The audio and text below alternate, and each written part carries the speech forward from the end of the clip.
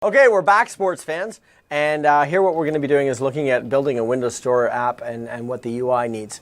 So my name is Atlee Hunter. For those of you that don't recognize me, know me, or haven't heard my voice screaming across some presentation room or something. What we're going to be talking about here are basically the 8 traits of a really good modern UI design.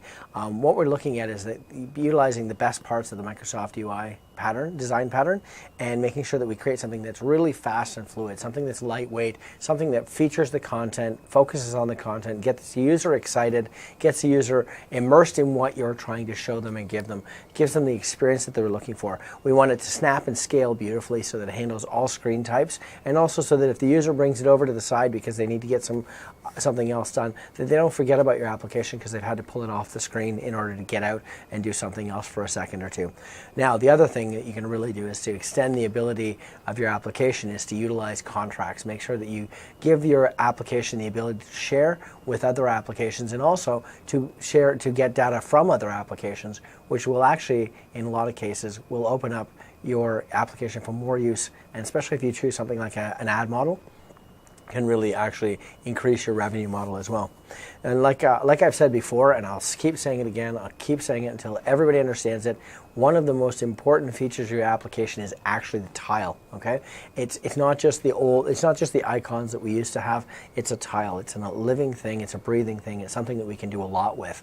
It's something that we can use to get the user excited about our application and bring them in again to use it over and over and over again. Like I said, one of the most common platforms for making money right now is the ad revenue model, and if you're doing things with ads and that's how you're making your money, a live tile is almost essential, because you want that user back in there using it again and again and making sure that they get the most out of your application and they use it often.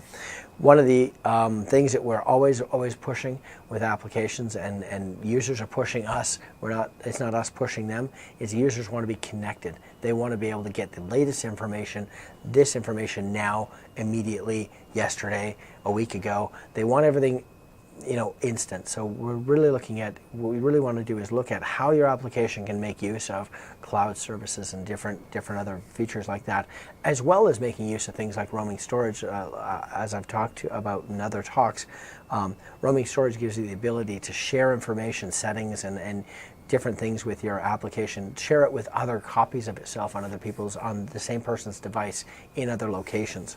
So when it comes right down to it, what we really want to do is explore the UI, make sure that we can utilize the best tools and the best practices to create a really great experience for the users. So one of the best ways to do that is with built-in controls. It's where we all start from. We all open up Visual Studio rather, and start and go, okay, what's my toolbox got in it for this version in this particular platform? That's great, I get to do this and this and this and this. Well, we're going to explore some of these built-in controls because they're a little different than they used to be, a lot different than the visual controls we've had before, because they're a much cleaner UI. They're not as much chrome, it's not all corners and rounded and depth and using things that make them look sunken or raised up or lowered or whatever else. They're very, very clean controls that try to get the information and the data and the use of the control itself across cleanly and effectively, which helps you to lead to the exact experience that you're looking for your users. Also, one of the things I keep saying to people, what you do is you design for touch. Okay, you utilize the concept that your application, more and more applications are being used primarily for touch, or at least a great portion of it by touch, because a lot of these new devices are coming out with touchscreens. I even have a touchscreen for my desktop now. I didn't think I was going to be all that excited about touch until I actually got a tablet that I was using and making Windows apps on, and I was able to utilize it, and now I find I'm poking at my screen all the time on my laptop with my finger, and now all I want is a touch device. And you'll find that users are like that too. So what you do is you design for touch, the keyboard and the mouse will just be there, okay? So if you work on the thought of making your controls accessible and big enough and spaced out well enough so that they're usable by hands, by fingers, you've got to remember, not everybody's fingers are the exact same size as yours. Mine, not the exact same size as everybody else's. You've got to realize that you're building this experience for the user, and you can do that really, really effectively and really cleanly and easily with the new UI controls. Now, the other great thing is that There's a lot of these controls, they're all native to HTML and they're native to XAML. So you can utilize them whether you're making your application in HTML5 and JavaScript, or whether you're using C# and XAML, VB, whether you're using them in C++ and XAML too, which is another great exciting feature of the new platforms. So first thing we're going to look at is the toggle switch. Okay, the toggle switch control, anybody that's done any WPF or done any HTML, actually, it looks very, very similar to an HTML type control because it's built using XML. It's a marked XML. So if we look at here, we've got our toggle switch, and we can see that we give it a header, which basically shows that it's got this name here on the text. So we've said it's going to be Wi-Fi networking, and we have an on and off switch. So it gives a very clean, effective way to turn something on and off. And it's actually a lot more touch friendly than using a simple checkbox can be. So instead of creating a checkbox and resizing it, sometimes the toggle switch is the right answer. So you might definitely want to take a look at that and consider it for your application use. And then in C++ or in C# rather, in your code behind, all you'd have to do is add a new event handler, and basically you can trap for when it's been toggled on or off. So you can do something at the time it's been toggled, or you can then reference the actual value of the toggle switch. You can also bind to the value of the toggle switch so that you can use it in MVVM situation, so that you can then get your information directly out to your main or your view model, so that you're not utilizing it right in the code behind. So in HTML, it's very similar, but a little bit different document, or a little bit different text in the control. You're going to see that you're using the data-win-controls set. Okay, and that's where your controls are located. And you're basically telling it that it's a win.js.ui.toggle. And basically you can set the options, and there are more options than just the title. It's sort of like setting the properties of that particular control right there in the UI of the toggle switch, and you give it an ID, and you'll see that it comes out on the screen looking the exact same way. Once you've compiled it and run it in HTML5 or in C# XAML, you're going to see that it will show up on the screen the exact same way. The user won't know the difference of what platform you used. It'll just know that that's the experience, that's the UI, that's the control they're using, which is really nice because you can create a very, very common experience using the language that you're comfortable with. So some of the everyday widgets that we have are ones that we've known for a long time and we're really used to. A couple of them are new. So the ones that we know, we have buttons, but the buttons look a little different too. You can actually have a button that uses a glyph, and then it has a circle around it. So for the common back button that is on most Windows 8 applications that have more than one screen, you'll see that common back button up in the left-hand corner, and that is a very, very common artifact of a Windows 8 application. You do have the checkboxes, but I find, like I said, more and more, the more I program for touch, the more I find that I'm using things like toggle switches, toggle buttons, things like that. You also have a time picker and a date picker, which are a little bit different. You'll see that the date picker actually divides up the month, the day, and the year into separate basic combo boxes. And what happens is they open in place, and then you can select just the month or just the day or just the year. And that makes a really, really nice, easy to use experience for the user because they can change the one piece of the date they need to change. And that's something that I find is a much better design than the old calendar that used to pop up and then have to go in and cycle through and select the date. I found those kind of frustrating. They're definitely frustrating to use in touch because the calendar would have to be half the size of the screen. So this gives you a much cleaner, effective control to use. You also have things that are a little bit new, like the progress ring. Okay, so the progress ring, instead of just a progress bar, you have a progress ring that can indicate something's happening in the background without giving it a definitive time limit. So it's sort of an ongoing, hey, I'm doing something, when this ring stops, I'm done. Also, the ratings control is something that's really cool and a lot of fun. I've developed a couple apps that use the rating control, and people really like it. It gives them the ability to basically just poke at a star, and that's how much they like or dislike something. And it can make a really, really neat effect for both your HTML5 apps and for your C# XAML apps, to give the users to give their feedback either on the app directly if you want to make it so they can send their feedback directly to you, or if they're just, hey, I like this, I don't like this, and this is what the app does. It tells people what they like or what they don't like. You have traditional slider controls, but they look a little different now. They don't have the same bar they used to have. They're more of a clean, thinner UI design, and it gives you the ability to actually see the number as you're sliding across. So it is quite a nice change from the traditional AI that UI we used to have. The list box is a new control, or not really a new control, but it operates a little bit differently than it used to operate.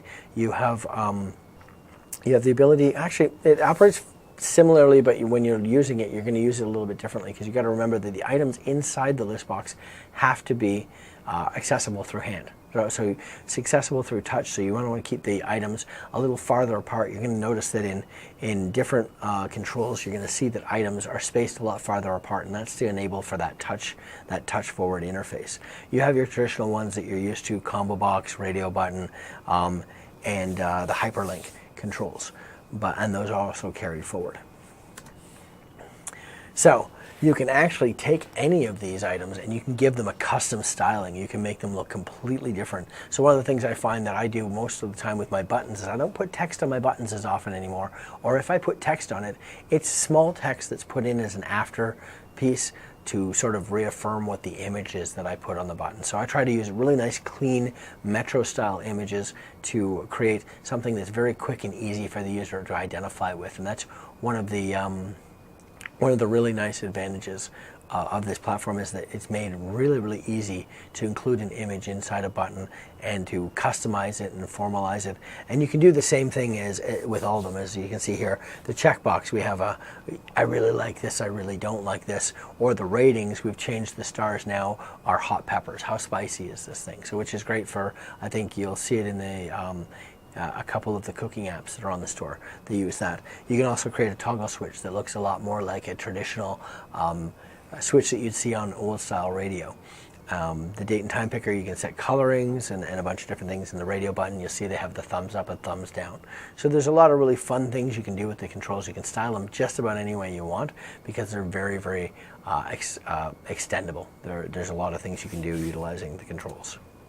So what we're going to do is we're going to look at a couple of the everyday widgets and a couple of the ways that I've implemented them. I'm actually going to open up an application that I've done myself, and we're going to take a look at how I utilized a couple of things like buttons and other things. So we're just going to open up Visual Studio here,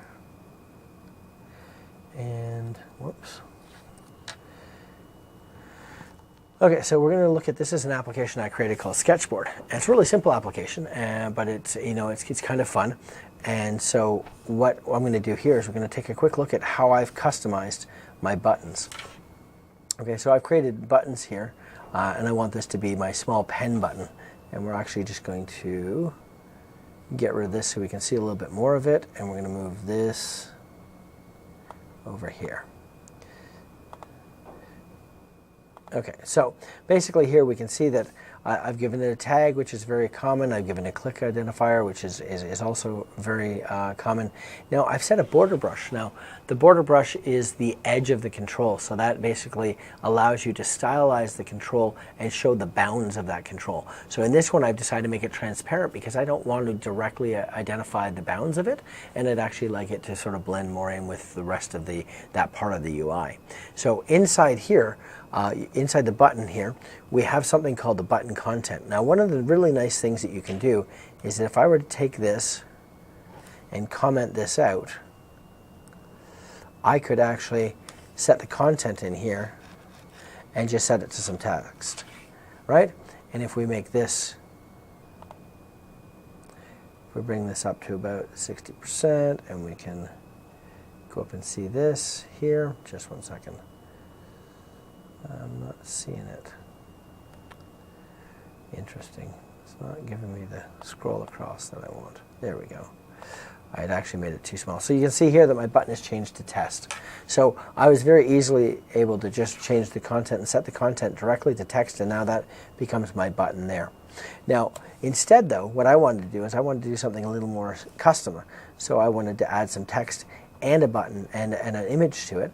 So what I did was I added a inside my button content, which is basically an extension of that button property, I've now put in a stack panel. Stack panel is one of the controls that you use to organize and to lay out controls. You can either stack things on top of each other or stack things beside each other. So you can set the orientation to horizontal, and then you're stacking things beside each other. If I'm using it the way I'm using it now, it's going to stack things directly on top, as we can see here, with the fact that I have an image of a small pen, and then I have text block.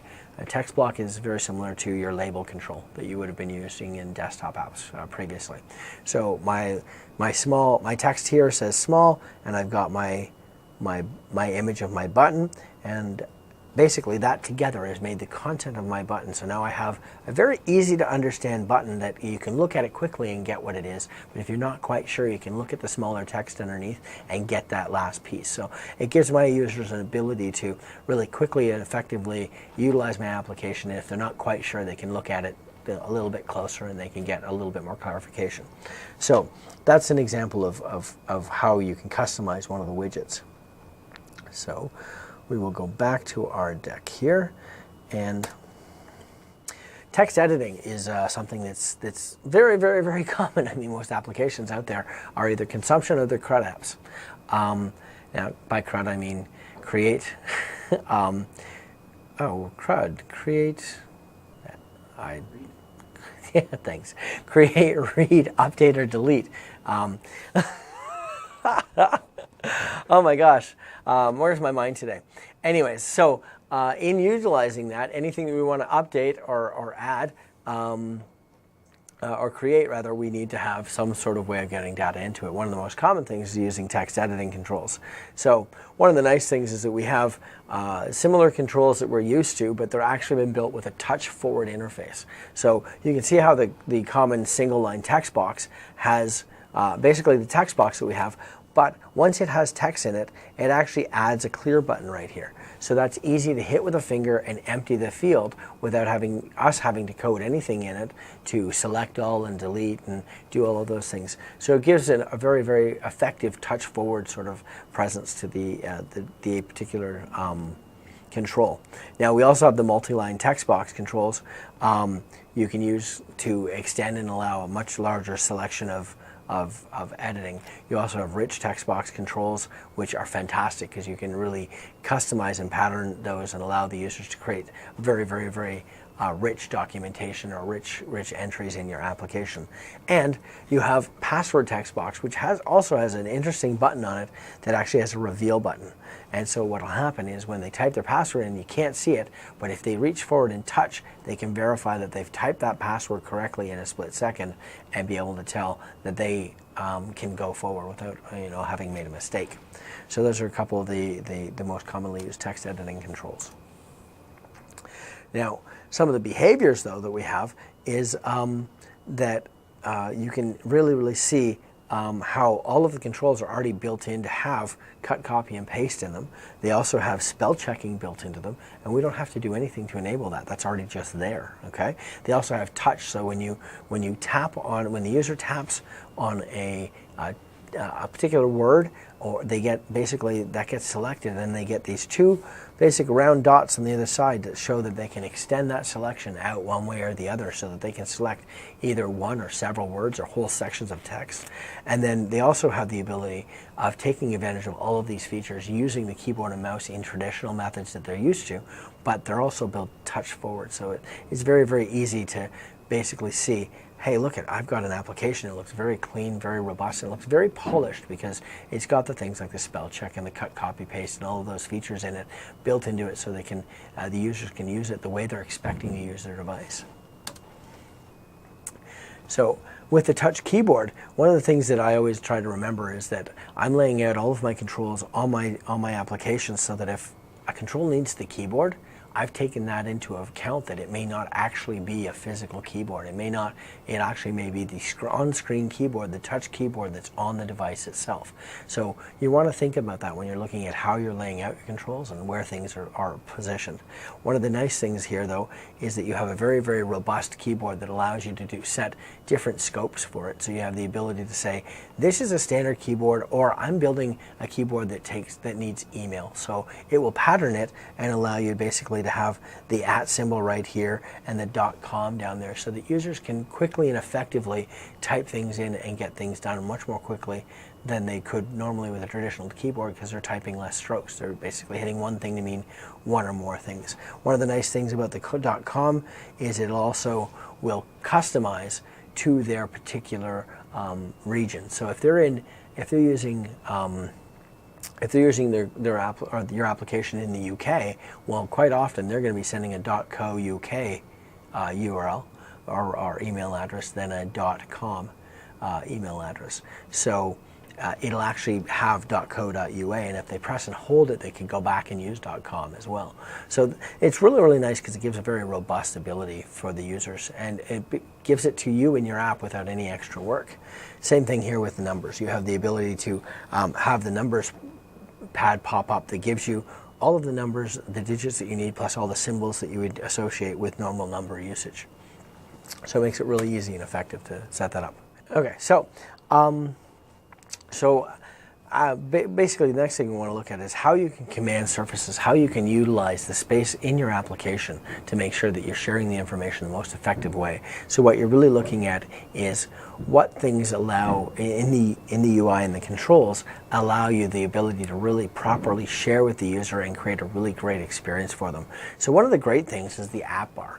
The app bar is built so that it basically holds your buttons for commonly used actions, navigation, and some of the things that we do normally need buttons for, but it holds them up out of the way of the rest of the content, so it doesn't have to just be sitting there.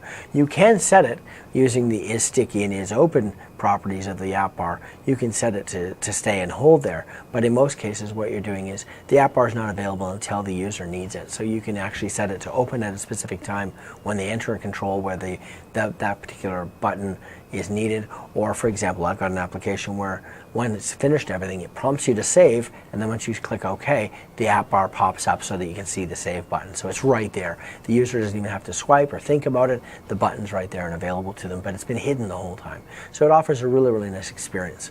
So one of the other great things is the context menu. You have the ability to have the cut, copy, and paste pretty much everywhere without having to have it take over any space by being buttons or any other features. Now, also one of the things that I really like to use is if you have something that you're either trying to get a quick entry or you're trying to get the users focus on one particular thing, you have the ability to use a flyout, which is basically almost like what we would consider a modal dialog box in previous versions, or a dialog box. And basically it will pop up and allow you to, you can even use transitions to make it show up like it's appearing from one side or the other. But it basically will show up and do what it needs to do, and then you can dismiss it and have it go away afterwards. Now, one of the other big features is the settings pane. So I find this really effective because what happens is the users, one of the biggest complaints I always got from users, especially working in corporate applications, was where do I find this setting, or where do I find that piece, or how do I change this, or how do I modify that? Well, now every Windows 8 application has the ability to utilize the settings charm. Okay, and the settings charm is where you should be putting your information, where you should be putting the place where users change how the application reacts or what information they need to sort of put in. So for example, login information, you can have it set that if the user's logged in and they save their login information, they can change it using a settings charms to go back and modify their login information.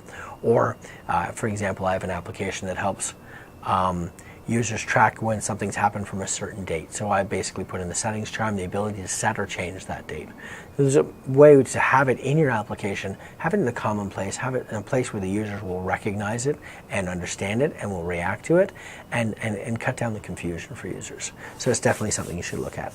Message dialog in Windows 8 is actually pretty cool because it's much different than the message dialogs have been in previous versions of Windows. The message dialog in previous versions of Windows would appear basically anywhere on the screen unless, of course, you told it to be in the absolute center. And now the message dialog turns up as a complete strip across your application where you can either stylize that strip and have it show and say what you want it to say, or you can use the default settings and it will follow the user's preference for their colors and their themes of their device. But the nice thing is about being across the strip, you don't have the opportunity really to miss the dialog box or the user to sort of ignore it or forget about it. So you use the dialog box sparingly because you don't want to create that experience when it's not necessary, but at the times when a dialog box is necessary to get the user's attention, you have the user's attention because it's basically right there. It's in their face and it gets that information across. And then you also have a really, really nice tooltip control that allows you to basically see the information that you want to have seen based on what they're focused on or they've touched on the application. So what we're going to do here is we're going to take a quick look at what an app bar is. An app bar, like I said, is a great way of putting your buttons and everything together. So we're going to go back into my sketchboard application. Now you notice here that in this application, you'll see that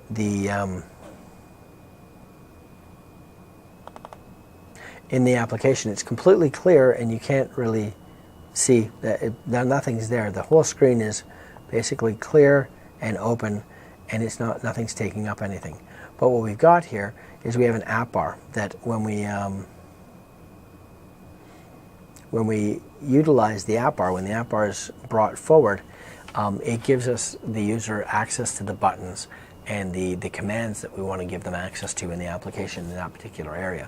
Now, traditionally what you want to realize is that there's two places for the app bar. There's a top app bar and there's a bottom app bar. So the top app bar is traditionally used for navigation, getting from point A to point B, going through different pages and getting around in your application. The bottom app bar tends to be for controls that lead to that relate to the content or actions that relate to the content on the page they're looking at. Now, true to my own form, I've ignored that and I've put all of my action buttons on the top, which may or may not be the right methodology, but you have to look at what the use case of your particular application is. The advisory, though, is that you use your top for your navigation because that's what users are used to. In this one, I found that it worked out really well for me to put my things for changing all the button or changing all of the fonts and colors on the screen at the top because I was going to use the bottom for resetting and saving, and I didn't want to have too many buttons in one spot.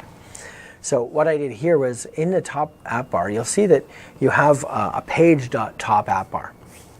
Okay, that's basically, that declares the app bar space. Then inside this container, you're actually going to put another container control called an app bar. I know it seems kind of redundant, but it's basically the app bar itself is the control that you're putting. The page.top app bar just identifies to the OS where it's putting this particular control, how it's laying it out. So this app bar control has the ability to, I can either set it to visible. Here again, I've set the border brush to transparent. We also have a couple of other very, very important properties. One is open. Okay, and that tells you whether the app bar is open or not. If I set the is open to true and we went back to our screen here, we'd see that now the app bar is appearing as down all the time, whether we're focused on it or not. And what that basically does is it gives me the ability to create more of a static situation. But it's actually not a static situation as you would think of it, because right now if I started this application up, the application would start, the app bar would be down, but as soon as the user touched something on the screen, the app bar would go away. Okay, now in order for the app bar to stay there all the time, I'd have to set a second property, and that would be the is sticky property. Now, the is sticky means that the app bar does not react to the UI, the user touching controls on the rest of the UI. It just stays in whatever position it's in until it's closed programmatically. So you can set the is sticky and have the is open not be true, and then what will happen is when the user swipes it, it'll come down, but then it'll stay open. So you want to make sure that you're properly managing those two particular properties to best suit your use case, because you don't want to end up giving a confusing user experience. You want to give the right user experience, but you have a lot of flexibility. So you can do a lot of different things.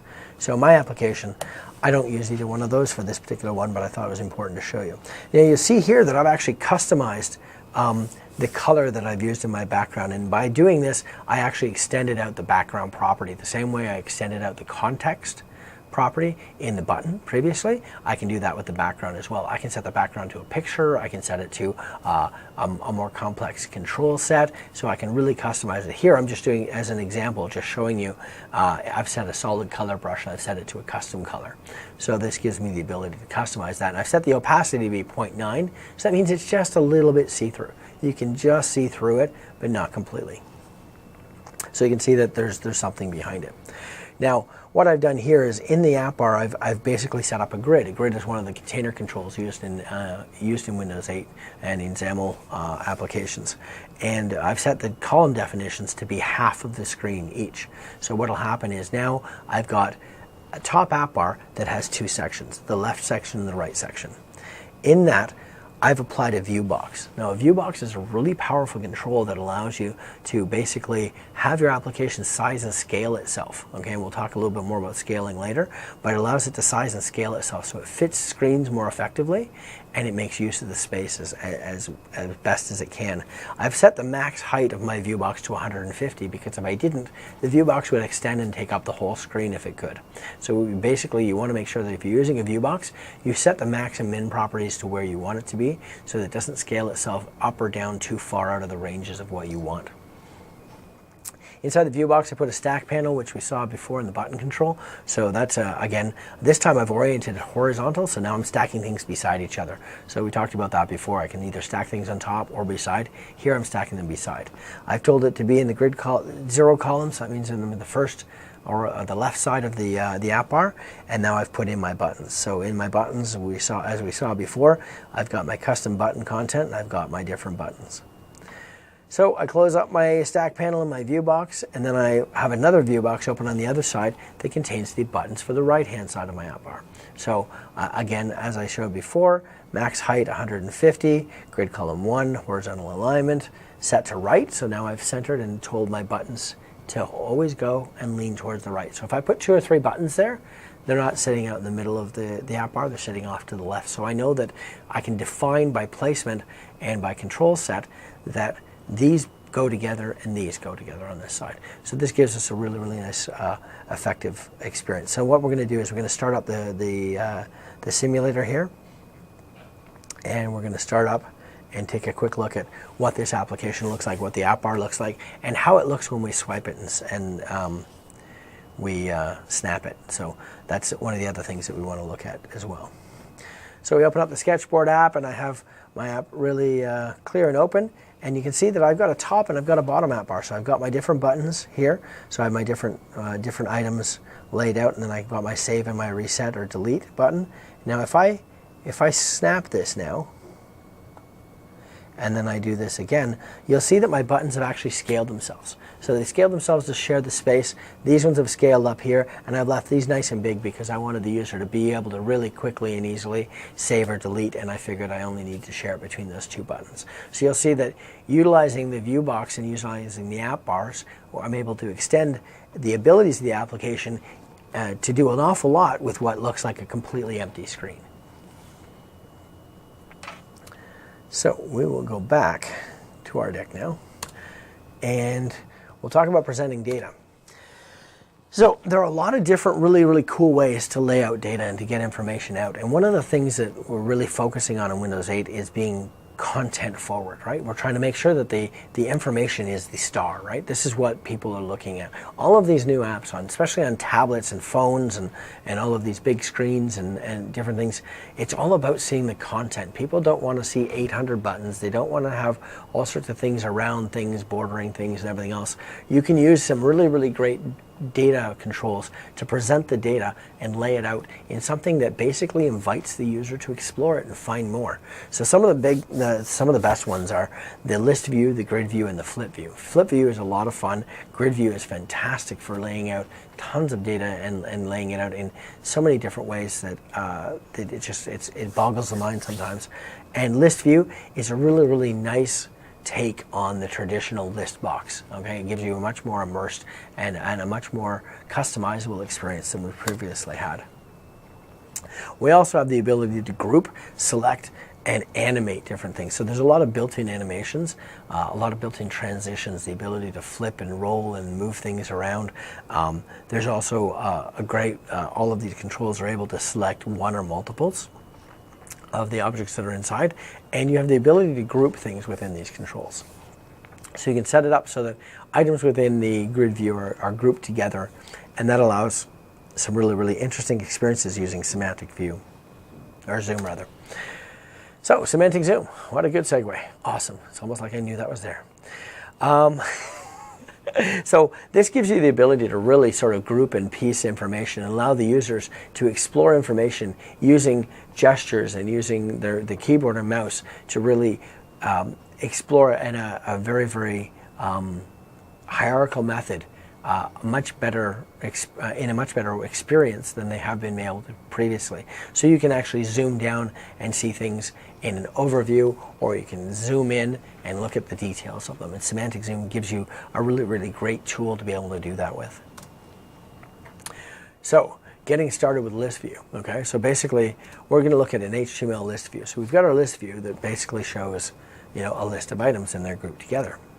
So first of all, what we do is we start off with data. We need our data source. So we've got our source of data, where we want to get our information, where our pictures are, where our items are, and we want to bind it to the list view. So what we do is we also then have to apply it to the item renderer. Okay, so we have to apply it to the to be laid out and rendered in the way that we want it to be laid out using CSS. And then we have our layout. We have our layout of what our template looks like. How do we position the particular pieces of data within that list view item? So our list view item might contain just the name and the picture, but how do we lay those out? Do we put the picture beside it? Do we put the picture over it? What's the layout? Does it have several pieces of text? Do we want to show the title and then maybe a little bit of the description, enough to get the user interested and excited and want to read more? So we can use ellipses to utilize that feature. So when we look at the list view and how we did the data templating, we can see that here in HTML we've got an extension of the data win controls, which is the same control set that we saw utilized earlier. So basically we have a template, which is a standard templating control that basically allows us to really explore and utilize the layout the way we want it to be. We get to customize just about everything. So we've set up our basically identified this div as a template, then we identify this, oops, sorry about that. We identify that particular div as the text item, right? We identified that as the item. Then we go in and we add the image, which is basically another control that basically, identifies it as the image, which we will then be able to affect in our CSS to give us the right layout for that particular object. Then we have our div class, which is our small item text detail. So we then would assign our detail would show up in that particular piece. So inside here, we have to call WinJS. Okay, so the WinJS is an extension of the JavaScript basic libraries, and the winjs.ui.processAll basically tells the WinJS to go in and grab all the information and get it all ready for layout, and then present it to this particular presenter. So in here we've got another div, and we basically have identified that it's a control and told it it's a list view control. We've told it what the icon template is. We've told it what our data source is, and our item data source has been set in our JavaScript behind, and we can tell it a few of the different properties. And this is sort of another example of that data-win.options that we saw in previous controls, and it shows it with a little bit more features. So it allows you to see how you're setting these properties at design time to be set up and utilized at runtime. So let's look at the exact same type of thing, but this time it's a grid view, not a list view, and we'll look at the grid view in XAML. So in the grid view in XAML, we've got our item source, which is our data, which is our starting point for everything, and then our item template, very similar to the renderer on the HTML. And then we have our items panel. So that basically tells us what does the item container look like. And then we've got basically that it defines the item's container style. So we've got our ability to format every single piece of this element, put it all together, and create a really nice, rich experience. So we'll take a look at the data template here. The data template is a standard templating control or container that allows us to put inside of it other controls and basically to indicate the template for this particular data set. And so what we've got here is we've got our stack panel, which we're basically putting items horizontally again. We were looking at the image source. We've got, we have it bound to the image, so we're dynamically binding this using the binding to basically utilize the image as the source of that. And then we have our text block, where we're actually setting up a static resource of item text style. So one of the nice things that you'll find in the C# XAML applications for Windows 8 is you'll find a common folder, and inside that you'll have the common styles .xaml, and that will contain a number of really useful styles that you can apply to it, but you can also go in and edit them because it's sort of almost like a XAML version of a CSS page. So you get to go in and set custom styles that would affect your entire application, and you can access them directly using the static resource. In here, what we've done is we've set up a style here. We've called it storefront tile style, and we're setting up a style specifically for this particular control set that we're then applying a bunch of different properties to.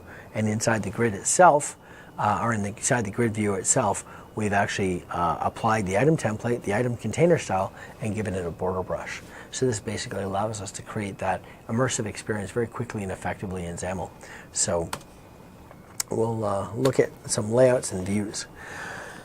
A couple of things that you really want to think about when you're talking about Windows 8 design is the fact that it's a much different paradigm than some of the other platforms have. There are an infinite number of screen sizes available for Windows 8. They can go from the very small. We can look at tablets that are 5 to 7 inches. We can look at screens that are 84 inches. And it's quite fascinating, and there's everything in between. You also have to think about things like Snap and Portrait. How do you handle those other layouts, and how does your application handle those? Can you properly lay out your data to show that it's aware and it's effective in a portrait layout? Can you give enough information in a Snap layout to keep the user engaged and keep the user having that application open so that they will come back to it sooner? And then one of the other things we really want to look at is scaling and pixel density, and how do we affect that, and what's the best way to affect that without losing the effect or the richness of the experience we're trying to portray. So why we care.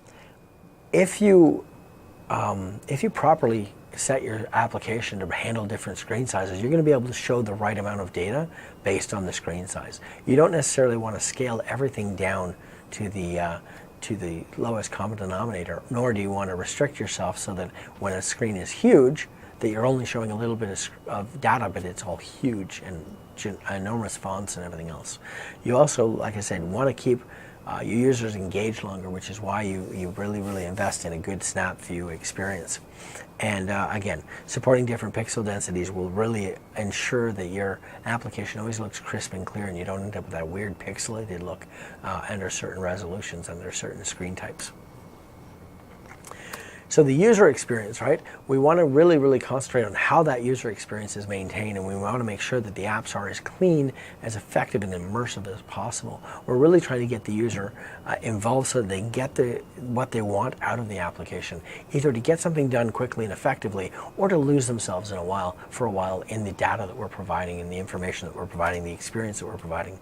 The minimum app resolution is 1024 by 768, and I'm so glad they finally got rid of the 800 by 600. That was probably one of my favorite things about this. I'm like, oh, fantastic! Finally, a bigger resolution, a bigger UI. I can do more with the screen. There's more available. Now, while that's true, you do have to be aware that you have to be placing and sizing your controls for touch. So think about that when you're looking at your app design. Now, one of the big commonalities is that you usually start to build your application for 1366 by 768. If you build your application based on that screen size, you're probably going to hit the largest number applications or of devices and of systems, and have a very nice, clean, immersive experience for them. You don't necessarily want to go too much below that. One of the things you do want to realize is that at snapped view, your application is going to show basically at 1024 by 768 in field view, or in field view. The snap view would take up 346 pixels, I believe. So always try to take as much advantage of the screen real estate as you can. Make sure that you're utilizing all of the screen, and you make sure that you're actually utilizing the space off the screen as well. Taking advantage of the screen real estate doesn't just mean the screen itself. Make sure that your application creates an immersive enough experience that if you've got information that's going to be going off the screen and the users need to scroll, make sure that you're utilizing the screen itself to show that there's more information off the screen, right? Make sure that there's that little bit of feed coming in on the side so the users can see that there's more, and they'll continue to explore and get more out of your application. Now, when building for screen size, you really want to keep, you want to try and figure out what's the best methodology for what you're doing. And it's all about use case, right? We can't really say this is the only way you do it. But one of the things you do really want to do is make sure that you always look at what your use case is and what will give the best experience to the user. So in some cases, it's really good to have an adaptive control set. So using things like grid view and list view, which will expand and grow with your screen size and present as much data as they can in the sphere that they're given. Now, in other cases, let's say, for example, you're building a game or a control that needs to be very, very fixed, and it's always got to be taking up this much of the screen. Well, you can set up a layout rather that uses the view box control, like I did with my previous application, to make sure that you're utilizing the most that you can out of the screen, and not showing like black edges or extra size or space on the sides, and that you can really keep that immersive experience no matter what the screen size becomes. So, adaptive controls and screen size. You've got list view in HTML5, and you've got a grid view and list view in XAML. So you've got these controls that will, as I said, will grow to encompass whatever size you've given them. So if I set up a grid view and I tell it that the height is X amount, well then it will stay to that height, but it will try to fill as much information width-wise as it can. So what I usually try to do is try to keep my other controls bound and set to the placement that they have to be, then set margins on things like grid views and list views so that they can then grow to take up as much space as they can without actually overlapping or encroaching on other spaces, because they're using the margins to sort of dictate their bounds. So managing the wireframe in HTML5, you're really looking at utilizing your CSS, and it divides your spaces into grids and rows, into rows and columns, in a grid, and allows you to really sort of set up very, very finite and very flexible UI concerns for your applications in HTML5. One of the nice features is the flexbox. Okay, in CSS you can set up a flexbox to basically set up control stacking, and you can lay things out very much like a stack panel. It's really, really nice to use. So grid layout and setting up your screen size. You can set up your screen size and your structure and assign content to those specific cells. So in your CSS, you actually define your grid, you lay it out, and you tell it what these grid columns are going to be, and then you tell your controls themselves which columns that they're going to be in and which rows they're going to be in.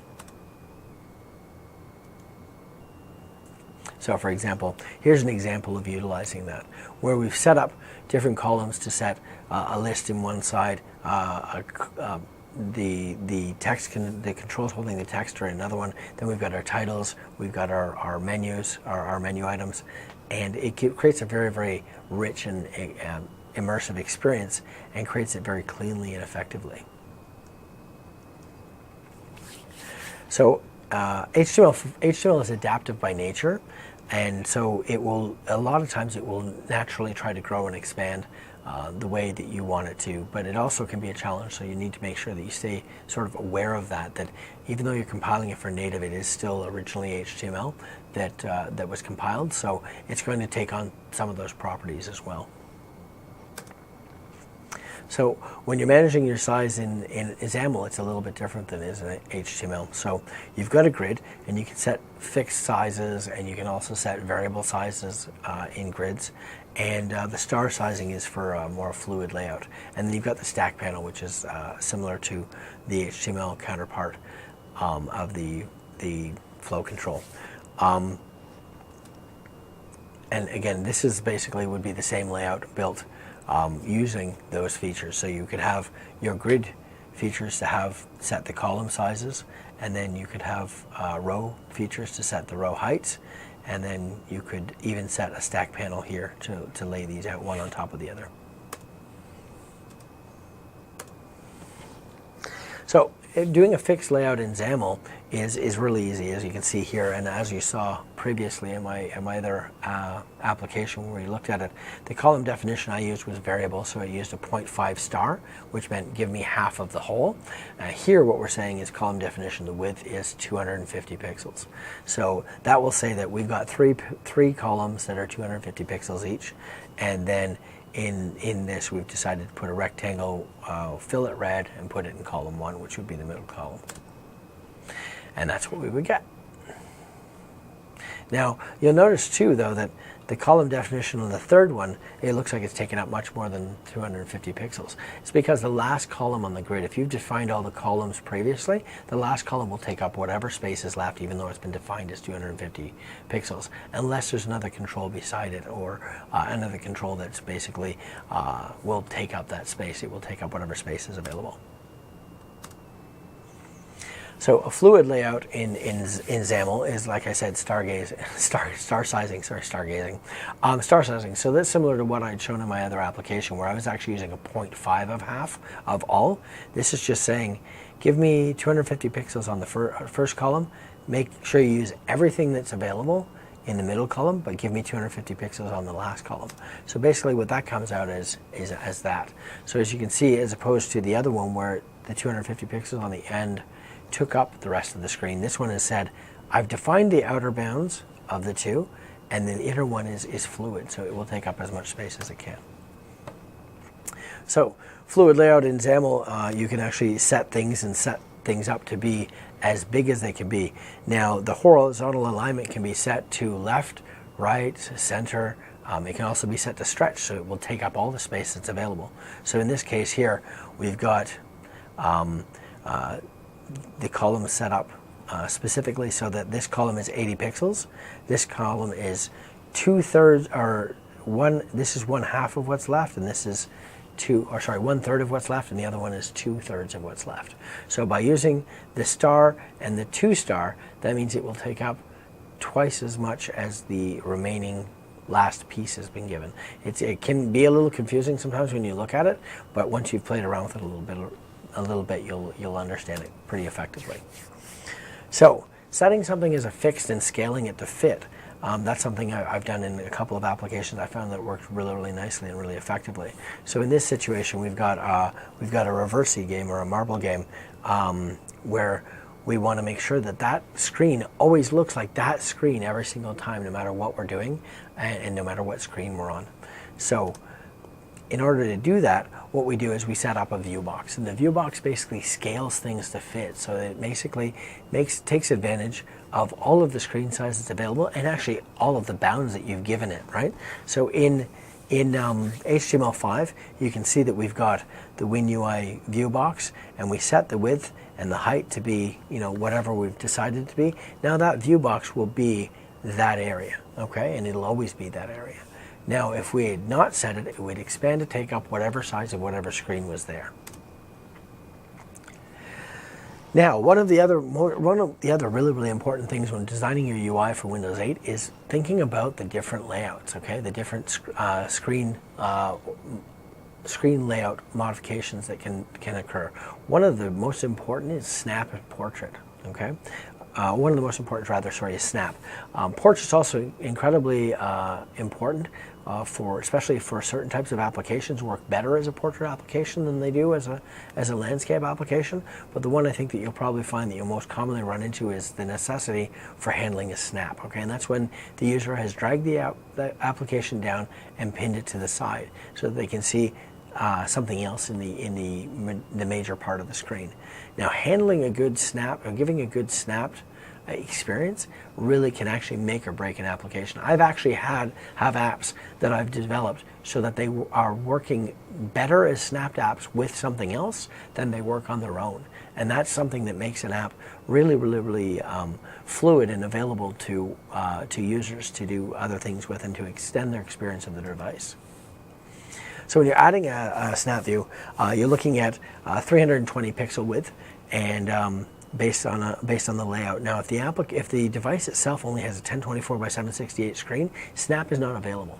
Okay, but if it has a screen resolution that's 1366 or higher, it will be able to handle the snap view. So basically, your layout is set so that they can either snap it to the left or to the right. You really have to look at what controls you're using in your major view to make sure that they properly handle what they need to do in the snap view. So, for example, in a control where you're using a grid view control when you're snapping it, you may want to use a list view control so that it looks more effective and it's just a little easier for the users to use, and it makes more sense in that particular scenario because the items will be laid out vertically. So adding a portrait view. The layout should be optimized to 9 by 16, and you should really try to decrease your margins, right? So you should be looking at ways of making sure that the content takes up more of the screen. If you try to keep the same margins that you're going to have in a landscape application, the application will look very squished and very contained. So you're using a lot of things like list-based layouts, and really trying to keep anything that's non-list-based to a maximum of 2 columns. One of the really neat things is in HTML5 is you have the ability to do CSS media queries. So you basically, it allows you to really quickly and easily lay out in your CSS what those snapped and portrait view look like in your CSS. And without writing any extra code to handle it, it basically just automatically handles it as soon as it reaches one of the view states that matches your media query. Your CSS will take over and apply the views and the control layouts accordingly. So in XAML, we have the visual state manager that does that.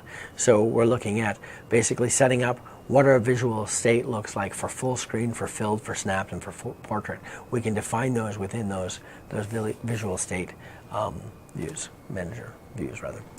And you can also have orientation helpers. So you can do basically a get view state, and you can see what the current orientation of the property is by using the display properties. You can also use the application layout, and you can also use the application view state to check to see whether the view state is application view state of value to see what the actual value is showing you. And so one of the other things that we were talking about before was scaling things to properly fit. So one of the big things that you want to think about is pixel density and making sure that you're properly utilizing controls and the elements to properly lay out an immersive experience depending on, no matter what the screen size is. So we don't want something that's built to 1366 to scale to 1920 by 1080 and now be all stretched out of shape and look horrible. So what you're looking at is trying to keep aware of the fact too that as the pixel density gets greater, the controls get smaller. So you have to be aware of that so that you're properly scaling and sizing things so that given a bigger monitor or a more pixel density rather, that they don't lose the ability to properly use it through touch. The last thing you want to do is have someone with a really great monitor and a really great or great tablet have a hard time utilizing your application because the pixel density on their tablet is too high. So you want to basically make sure that it basically scales properly, and you want to set the scaling to be aware of on any screen to utilize the extra pixels to give a nice crisp, clear view of the controls and the fonts and the images. As you can see here. If we were trying to just stretch one out without scaling it properly, we would end up having a much more blurry accounting of the fonts. And that brings us right down to user experience. So Windows will scale controls to properly protect the pixel density, especially using the view box. It ends up being a really great control to utilize that scaling ability. Setting out your layouts and test images so that they are easily touch enabled allows them to be better laid out, better viewed, and better enjoyed at the higher pixel densities, because they'll end up being crisper and clearer. And you've got 3 scale percentages, okay? So you have the 135 dpi, you have the 190 dpi, and you have the 253 dpi, or the 100, 140, and 180. And you can actually set images specifically for those pixel densities within your application so that you don't have to stretch them out in order to be properly used. So your layouts are automatically scaled, but you have to ensure that your images rendering are crisp by including different images. One of the great ways to do it is to use CSS primitives or SVG. And also in bitmaps, you can use resource loading. So you can actually automatically have the application swap the bitmap based on the naming convention that you use for the bitmap and what scaling it's set at. So for example here, we're able to see loading different images for pixel density. So we've got our foo.scale -100, 140, and 180. Those will be automatically loaded by the system so that it gets properly identified and properly laid out without causing any pixelation or any loss of quality or clarity on the object. So again, one of the things we want to be aware of is all the built-in controls are designed for touch as well as mouse and keyboard. So you should be looking at your touch forward interface and realize that the mouse and the keyboard are just coming along. So you've got a bunch of different standard touch interactions. So you've got the press and hold, right? It's usually press and hold to get more information. So that's when things like tooltips will pop up, or you can have a flyout with more information. You can have a tap for primary action, which is usually buttons or different controls. You've got slide to drag, so in order to get more, to move things from one thing to another. Swiping down is selecting. So if you've got a list view item or a grid view item, when users swipe down, that selects a particular item. You can also pinch to zoom, which is great because that activates your semantic zoom if you set your application up to utilize that feature. And then you have the ability to set up rotate. So the pinch to rotate is a very, very interesting and it's a big favorite as far as I've seen from users, is being able to pinch and rotate things. Now if you swipe in from the edge, from the outer right hand edge, you're going to get the settings or the charms bar, which will give you the settings, devices, search, and the window charm as well. And swiping down from the edge, rather, or swiping up from the bottom, rather, will give you your app bars. So it'll give you both your top and bottom app bars will come down at the same time. So you have the ability, with simple gestures that users are familiar with, the system will respond to it and utilize those within your application. So what you really want to do is make sure that you're thinking about touch first. You're making sure that you're using MS Pointer events to make sure that you get the code, and your code is reactive to both the touch, the mouse, and the pen all in the exact same way. So you're not recoding things. You don't have to recode things for every single thing. You just utilize the one event set. And then use the MS gestures to get access to easy reactions and gestures from the users, so that you can actually make a really, really interesting and immersive experience. And it's always fun to experiment with the gestures to see what else you can give the users and what things you can come up with to make the users have more fun and enjoy the application that much more. So animations, another big thing, another big feature of Windows 8. Basically, you can utilize these to create some really, really nice beauty and some really fun interactions with the user, and give the user that sort of wow feature in your application, and give it a lot of personality. So adding custom design styles and animations to your application is really, really easy, because there's a huge built-in animation library that's already included in Windows 8, and you have full access to that. So you have the ability to do all sorts of different transforms and scales and moves and all sorts of different things. So we'll take a quick look at the animation library. It's also part of the Windows library for JavaScript, or the Win.js. So it's also it also has all of the key style app animations that you need to be able to quickly and easily access them inside your application code. And has the same storyboard values and curves and all of the different features that are utilized in all the animations across the platforms are the same, whether it's HTML5, whether it's XAML in CSS, or whether it's in C++. And it allows you to really sort of interact and sort of become part of the Windows 8 experience, and which is one of the things that when I talk about people when they're building apps, when I talk to them, I say one of the things that you cannot go wrong with is making sure the application just does what's expected. So, as a recap, I know I've been talking on forever and you guys are probably all exhausted, but just about done, and we're just going to go through a couple of quick little things here. You got to really think about utilizing the built-in controls and making sure that you utilize the best there is available to enhance your design, to utilize some really nice, great design features. I like it as a fact that I'm not a designer, and I find that it's really easy to use these design controls, the animations, and all the other things to create really rich and beautiful applications that previously I just didn't have the controls and the ability at my disposal to be able to do. I'm able to do much more now with it. You can also definitely have to look at building UI that's really reflexive, flexible rather, and really reflects the screen size properly that you're using. So you're not basically just stretching out your app to fit a bigger screen, that you're actually making use of the better resolution or the bigger screen size to the user's advantage and to your advantage. And last but not, or definitely not one of the least things, always design for touch. Design for touch, because touch is basically where things are going. We all have tablets, we all have phones, we all have devices that use touch now, and touch is becoming more and more prevalent. So design for touch, and also take into account there's keyboard and mouse, but touch is the big thing that you have to focus on because it's a new paradigm. We're all used to developing and designing our applications for keyboards and mice.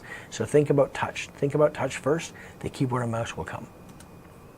So as I had said before, the touch is really easy to use, built in with all the gestures and the pointer events and all the different things that are available. You're building it once, you're coding it once, and it reacts to all three. So one of the other things that you want to also try and incorporate is adding animation really enriches your application to make sure that you have all of those features and all of those things to attract and entice and engage the users, which is what we're all trying to do.